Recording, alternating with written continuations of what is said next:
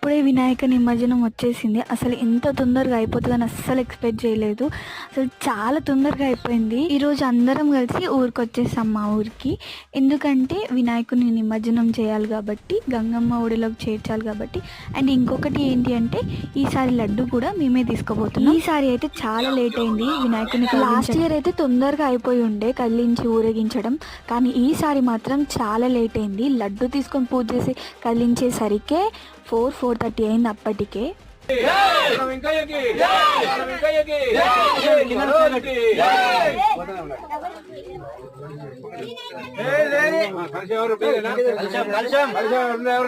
ఎప్పుడైతే మన చేతిలోకి లడ్డు వస్తుందో దాని తర్వాత అక్కడ ఉండకూడదంట. సో అందరు కలిసి నన్ను పంపిస్తున్నారు, తొందరగా వెళ్ళు అని. ఇంటికి వెళ్ళిన తర్వాత ఫస్ట్ నేను దేవుడి దగ్గర పెట్టిన తర్వాత మేము తీసుకున్నాం. డాన్సెస్ నేను నెక్స్ట్ షాట్లో పెడతాను. ఇంతే వీడియో. సబ్స్క్రైబ్ చేసుకున్న వాళ్ళు వెళ్ళి సబ్స్క్రైబ్ చేసుకోండి.